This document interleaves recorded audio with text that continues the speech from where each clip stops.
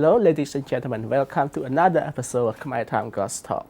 So today we have a very, very special guest, the United Nations coordinator, country coordinator in Cambodia, Mr. Scheuer.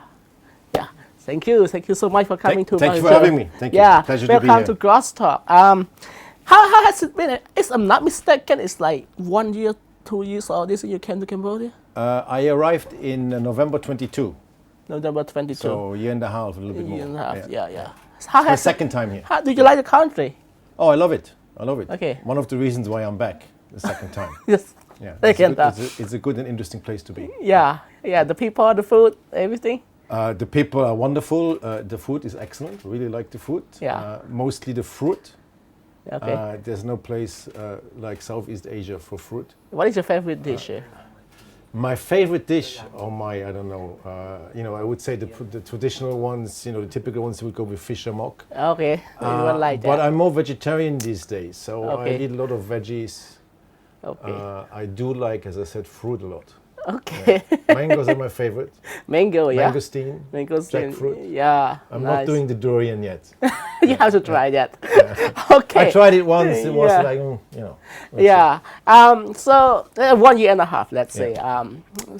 Last year, I remember you have a dialogue meeting with our former Prime Minister Hun Sen. correct. But recently, if I'm not mistaken, you have just have this dialogue with the new, recently new Prime Minister Hun Manet. So it's just like in 1 year. In 1 year and a half, you are like talking with two prime ministers. You are here during a historical transition in Cambodia. Correct. Yeah, you are for 34 years. You witness here the transition of power. In the change in the head of government. So I want to ask you about the recent meeting with Prime Minister Hun Manet. How was it? Yeah, it was good. It was a good meeting. You're right. We've had a PM dialogue last year with the former Prime Minister. We've been doing this for a number of years now. There was an interruption during the COVID pandemic. And then we resumed it last year in March with the former Prime Minister. And the scope of this dialogue is really to take stock of the ongoing development work we do. And last year we focused on social protection and universal health coverage. Okay. Two areas, as you know, that are a big priority for the government, and where also the new government has made a lot of new policy announcements and launched some programs that are very important. Most recently, the roadmap towards universal health coverage that was launched some 3 weeks ago or so. And then this year, with the new government, we framed the dialogue more broadly under LDC graduation. So Cambodia has just been, actually last week, the independent expert recommendation was endorsed at the UN, at the ECOSOC chamber at the UN in New York, for Cambodia to have a 5-year graduation period starting next year. This has still to be endorsed by the General Assembly, but it's pretty much certain that Cambodia will enter this graduation phase, a 5-year phase. And so the dialogue this year was in the context of LDC graduation and starting to look at this 5-year period and how we can best manage that and take advantage of those 5 years. And within that specifically, we looked at education and skills, which are two key priorities of the government that we are also supporting best as we can. Yeah. I remember I was the one who did the story last week. Yeah. So you mentioned like Cambodia is going business as usual. It will not be able to graduate the SDG goal in the deadline. So why you make the claim? You have like anything to back it up? Well, first of all, it's not my claim, and it's easy to back up. Yeah. But first of all, this is not about Cambodia specifically. So we need to look at the broader context, right? Yeah. So in 2015, all member states, well, nearly all member states of the UN, over 190 countries, endorsed the SDG framework. 17 sustainable development goals, 17 SDGs, 169 targets within those 17 SDGs. And the member states said they want to achieve these goals by 2030. So we also often refer to the SDGs as Agenda 2030. It's a universal agenda So it's not just for developing countries. Most importantly, it's an indivisible agenda. Means all these SDGs are connected. You can't achieve education if you don't do health. You can't have good jobs if you don't have education. You can't maintain economic growth if you don't take care of the environment, right? So you need to look at this holistically. So that's the first point. The second point is that now we're at the midway period, so 2015, 2030, 15 years. Last year was the midway towards the SDGs. And global progress on the SDGs currently stands at 15%. So this is not about Cambodia and business as usual. Globally, 15%. Okay. No country has achieved the SDGs. And at most one country, I would have to triple check that, is currently on track to achieve them. Okay. And UN-ASCAP, so our friends of the Economic and Social Commission of Asia Pacific in Bangkok, that work with all the Asia Pacific countries, they published new statistics and new analysis in February this year, where they said that Asia and Pacific will achieve the SDGs not in 2030 at current pace, but in 2062. So when we say business as usual, refers to every country. Okay. Now let's talk about Cambodia. Cambodia is doing comparatively well. There is a but, there always is a but it's comparatively doing well. It has done very well on a number of SDGs in terms of poverty, health, education, for instance. But it's also lagging on other SDGs. And the broader framework to look at is that Cambodia has translated, as most countries do, the global framework into national SDGs, the Cambodian SDGs. But it has, and this is a point you referred to the PM dialogue last week and the story you wrote, we encourage the government to look into this. The Cambodian development goals currently cover about 55-60% of the global targets. Yeah. So what we would like the government to do is our advice and our mandate, as you know, as the UN, is support member states, in this case Cambodia, to achieve the SDGs. So that over the next 5 years, we are integrating all 17 SDGs, all 169 targets into the Cambodian development priorities. Nice. Partly that's an issue of availability of data, partly this is an issue of the development progress of the country, and partly this is a willingness of the government to actually include all these issues that globally have been agreed on. Yeah. And Please, what yeah. So what is the response from Prime Minister Hun Manet to your recommendation? Was it like he want to go along or what? Does he go along? Well, it's up to us to go along with the government. Okay. The role of the UN is to serve its member states. Right. And so our priorities are actually the government's priorities. And the purpose of the dialogue was actually threefold. We looked back at the last 5 years, which was the last program cycle. What did we achieve together? We briefly talked about what we plan to do overall over the next 5 years. And then we spoke, as I said, about LDC graduation, education, and skills. Leading up to the dialogue itself is a culmination of work that we do before with the different line ministries, etc., to look at the government priorities. What is it that the UN can best do? Because it's not just about the government and the UN. In terms of, for example, achieving all the education goals, you have to have a lot of other partners on board. To do the skills development, 1.5 million Cambodians, you have to have a lot of partners on board. So where can the UN best focus its support, its capacities, its comparative advantage to support these government programs? And so yes, we have some recommendations that were made that we need to follow up on, some decisions that have been confirmed in terms of the work we're going to do over the next year, for example, on teacher education, or for example, on helping the government with the TVET program on skills development. Yeah. The LDC graduation, I'm glad you mentioned it.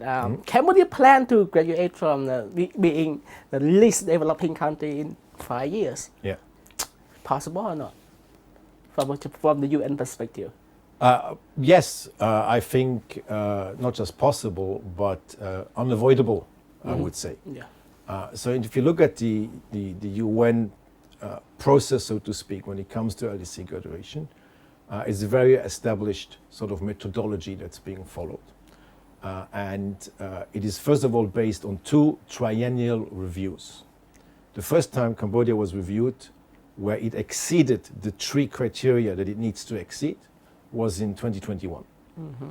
And so at the beginning of this year, 3 years later, 21-24, an independent expert group looked again at the data, at the analysis, at the risks. And we have different arms of the UN, different bodies within the UN that provide the analysis and the data for the independent experts to look at Cambodia's situation.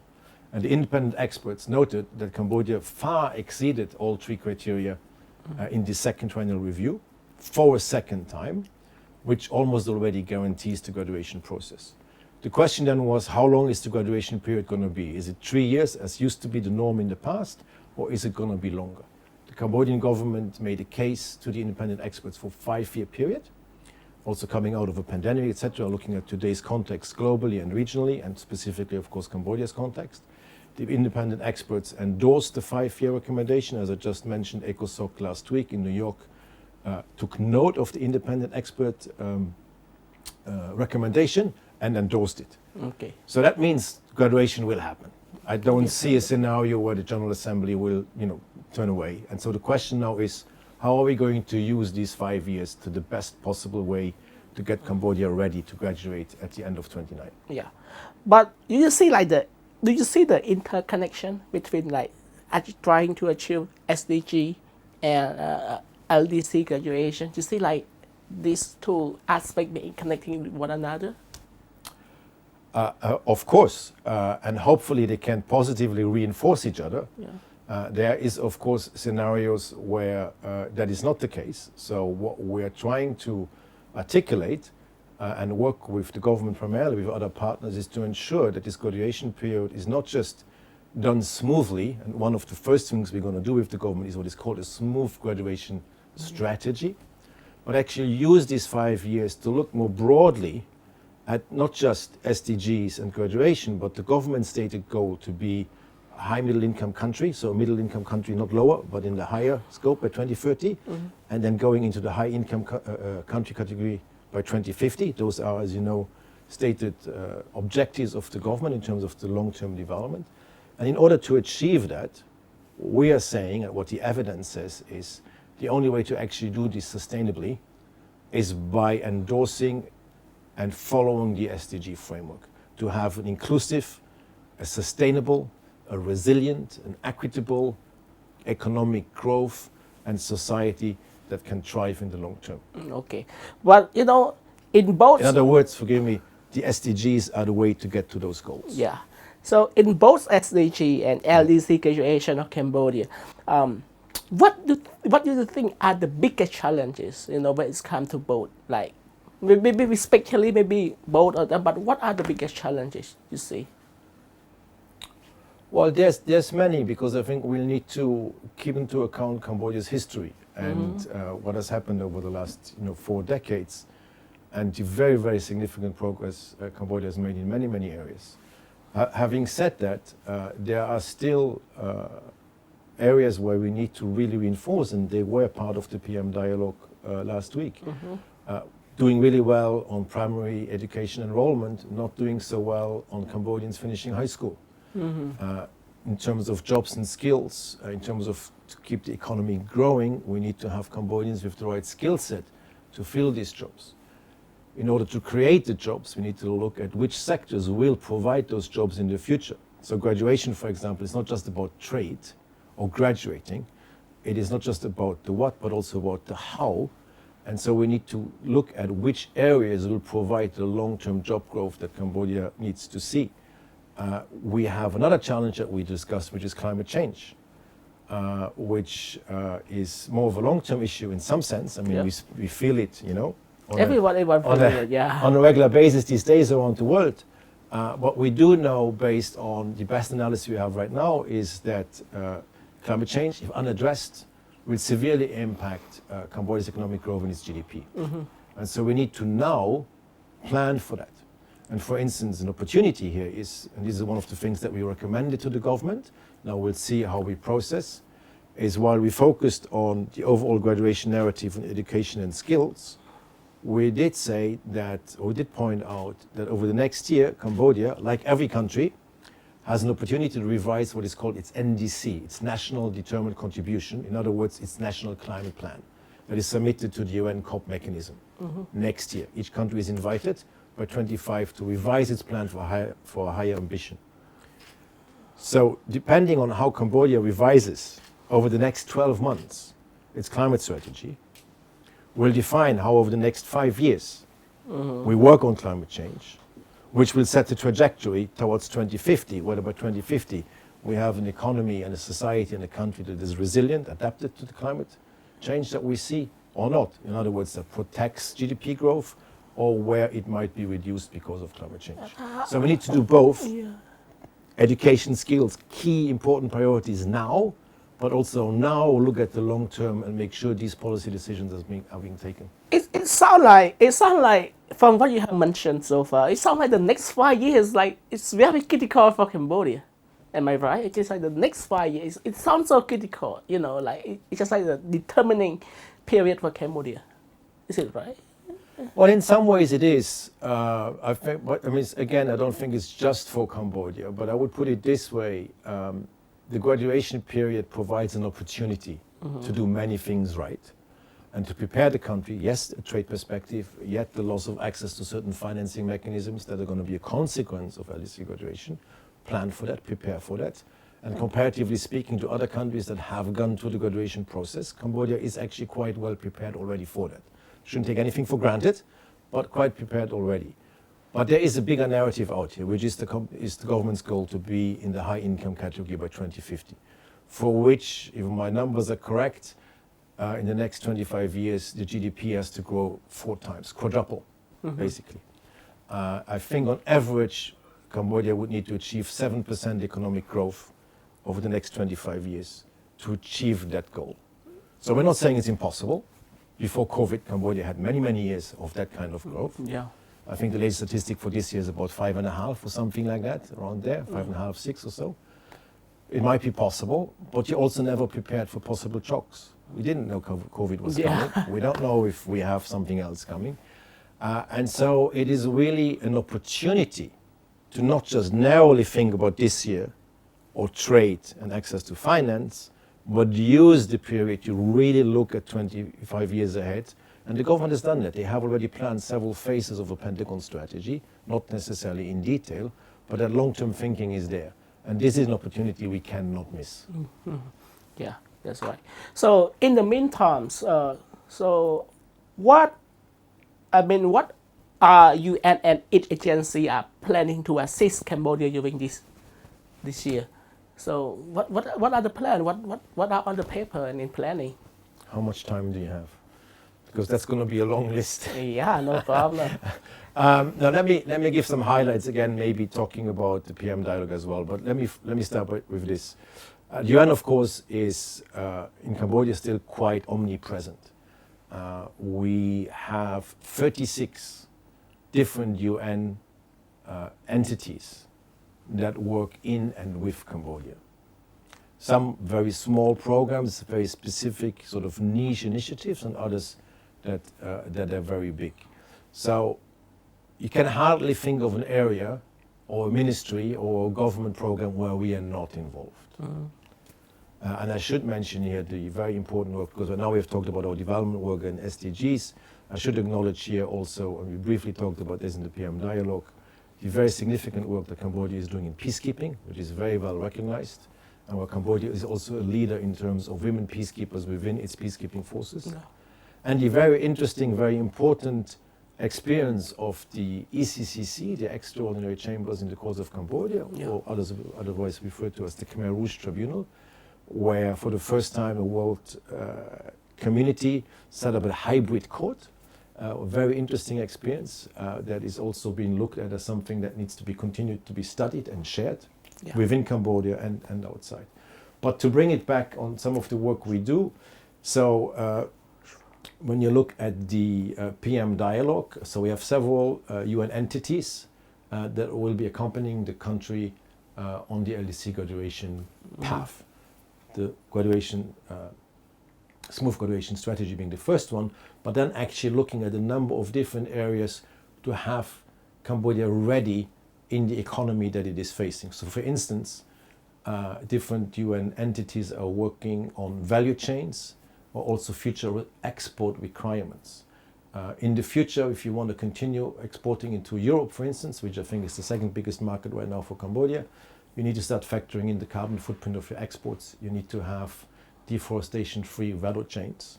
How do you certify that? How do you get the different sectors in Cambodia, enterprises ready to be able to meet those requirements? So this is kind of work we do. I mentioned already climate change, so we'll be launching a process with the government to review and revise these climate strategies, NDC. Several entities are working in the education sector, so teacher training, but also arguing for more investment in the education sector. The continued work on the school feeding program, because it's very important to also invest in the learner. And here, working with the government in these, the transition from a program that was back in the day fully run by development partners, and it is gradually each year transitioning into a government-owned program. So you see the work of development partners shrinking, and the government is year by year taking up a bigger role. But a very important program. Making the school system climate resilient as well is another area. When it comes to skills, it is very important, because talking about skills, we're talking about TVET, we're talking about social protection, we're talking about private sector development. And our role here is more also to actually act, if you wish, as a facilitator for broader partnerships. So not only is the UN doing its own programs, we are also being asked, in terms of business as usual, what you started the discussion earlier, what are we going to do differently? So the UN around the world is being asked by its member states to work with governments more deliberately on facilitating partnerships, on convening easy or sometimes difficult discussions, in moving from funding to financing. What can we do to help the government attract investment? And last but not least, capacity development at scale. So no UN agency by itself, and no government with those UN agencies, can do all the teacher training. So who are the other partners in that space? Other development partners, civil society, private sector. What investment do we need so that we can really massively invest, for example, in teacher training to ensure that we have better education outcomes? So these are just some of the areas, but there's many, many, many more. Yeah. I'm sure you have read the Pentagon strategy by the Cambodian, by the royal government of Cambodia. What do you think about this? Does it go along with the UN, plan for Cambodia? How did you feel about that, the Pentagon strategy? So again, it's the other way around, right? It's not the Pentagon strategy aligning with the SDGs as such, but actually our work supporting government priorities. And of course, we're looking at where those, our international mandate aligns with government priorities. Now, if you look at the Pentagon strategy and the way Cambodia has integrated already the SDGs, there's clear alignment between the two. So it's very easy for us to support the government in these priorities. It's also very important that digitalization has been added as a fifth pillar when we moved from the rectangular strategy in previous cycles to now the Pentagon strategy. So that's really not the difficulty. But what we need to look at within that is to make sure that it is inclusive, that it is sustainable, that it is resilient. And all of that, and the government acknowledges that, for example, to its work on public institutions, is at the end of the day, it's about good governance. And it's about a rights-based approach. Right? And so we need to make sure that there we continue working in these areas to get the outcomes that are sustainable and that are inclusive. Nice, yeah. Okay, if you don't mind, you mentioned about, we talk about like a lot of things on paper, a lot of things in action, but I want to look at the man who going to lead these actions, Prime Minister Hun Manet. I'm sure you have met him so many times already. So I've met him at 4 different occasions in 4 different interactions, 4 different meetings. And I've met most, I would say, of the new ministers that have been appointed as part of this new government. There's a couple here or there that I didn't follow up on yet. Usually I call for a meeting when we have something clear and substantive to discuss. I think what we can safely say and objectively acknowledge is that we are quite impressed in the way this new government has taken on a lot of issues. Some of the policy statements, policy documents, roadmaps that have been put in place are very ambitious, are very necessary, with really clear priorities in terms of moving the country forward. There are areas where the country is lagging behind, like any other country. Yeah. There's nothing unusual there, and this is where we, in our role, work with each ministry, including the Prime Minister, to give our best possible advice, always knowing that we are not running the country. Our job is to serve our member states. Yeah. This is why we also perhaps sometimes in public are less visible, because it's not so much about the UN, it's actually about supporting government and its partners in achieving the outcomes. Yeah. We talk a lot about the macro level. Let's get to a bit the micro level, the people. Yeah. Okay. The government have been trying, that on the paper, the plan is, achieve SDG and, graduate from the big, very poor country. But how about the people? What should they be doing, in order to, get on the same boat and achieve the same goal? What should they be doing? What should people be doing? Yeah. I want to know your opinion on that. I think I would maybe phrase that a little bit differently, because it's not up to us to tell people what to do. I think if you look at what member states have decided on the SDGs and the mandate they gave the UN is to advocate for a certain development vision, which is encapsulated by the 17 SDGs. Yeah. By the way, Cambodia has an 18th SDG on demining. So it is very clear what we stand for as the UN, is to achieve this SDG framework. And as I said, it's universal, it's inclusive, it's rights-based, etc. And we find the intersection, the alignment with government to push that agenda forward. Within that agenda, and coming to, if you wish, the micro level, what is extremely important is what we call the leave no one behind, which means that the UN's specific focus is to work with government and other partners in identifying who are the most vulnerable communities. Okay. Yeah. And make sure that they are being reached. And at the end of the day, the vision of the SDGs is that people and communities can live in safe, in prosperous societies where they can fulfill their own capabilities and dreams. And I can, in a second, mention an example that just from a discussion I had, or a meeting I attended a couple of weeks ago. Of course, it's not just about rights of citizens. As a citizen, you also have obligations. And I think, for example, if I was to say something to a family, although it's not for us to say something as such, for example, investing in education is absolutely key. Making sure that your kids go to school, that they finish school, especially also put girls into school. Try to avoid early marriage. One of the best investment any society can do is to invest in education of girls and in gender equality. That gets you to the high income economy that you want. So if you don't want to look at it from a rights-based perspective, which of course we must, it actually gets you the economic outcome you want if you invest in girls and women. So these are sort of some of the things to talk about. But to bring it back to the government, and I think just aside from policies, you asked me what is my sense of the Prime Minister and government. So extremely important, extremely ambitious, and very, very valuable policies and programs have been set. Now we have to implement them. And a lot of support that we can bring as development partners, as the United Nations, is help the government in the implementation. And let me give you a very clear example. I mentioned that I had a meeting 2 weeks ago. The government has passed recently a very good civil registration law. And I had a meeting with the Ministry of Interior as well, where we discussed this briefly. So it's a great law that very clearly says, for example, that every child born in Cambodia should get a birth certificate, which that child needs later on to actually be a citizen, to go to school, etc., etc., etc. But we do know that some communities or some kids do not always get the birth certificate yet. And so it's to sit together with national and local authorities and understand what are the dynamics around here, what are the reasons, and how can we help ensure that something that the law has already stated is actually happening, not for 90% or 95% or 99% of babies born, but actually 100%.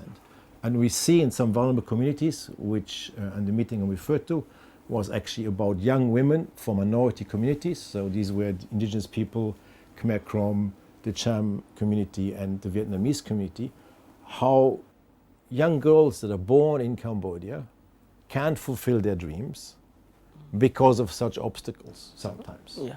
Right? And I'm not saying this is the norm, I'm not saying this is always happening, but as Cambodia gets richer, so to speak, as it develops further and further, the UN's role is to look very clearly where do we still potentially leave people behind, and how can we help the government ensure that these laws that are already there, very good laws, that they are fully implemented so that everybody in Cambodia can benefit from their prosperity. Thank you. That's accurate.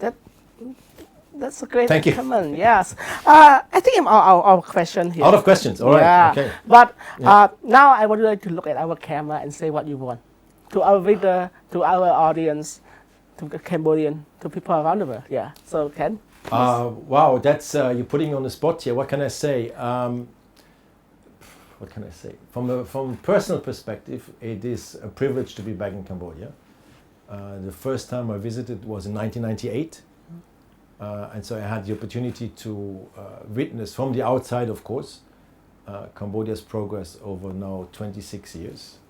It is truly remarkable how Cambodia has moved on from a very troubled history. I think when the government says there can't be any development without peace, there can't be any peace without development, it's absolutely correct. As the UN, what I would add to that is there can't be peace or development if we don't have human rights. And so the long-term trajectory for Cambodia 2050 is absolutely spot on. It's ambitious. I think it can be done. And we're ready to work with the government and other partners to make that happen so that in the end, it is a prosperous country where every citizen can fulfill their dreams. Thank you so much. Thank you. Again, for coming to our show. My pleasure. This is the first time. It's gonna be the next time. Okay. Well, UN is big, so there's many things we can discuss. Yeah. So that's Thank it. you for having me. Yeah. Thank That's you. it, folks. That's it for this week episode. And I'm sure you learned a lot from our topic. I mean, from our dialogue. And we have learned about SDG, you learned about LDC graduation. So tell us what you want to learn about next when it comes to the UN and Cambodia. So that's it, folks, and see you next week. Goodbye. Thank you. Thank you.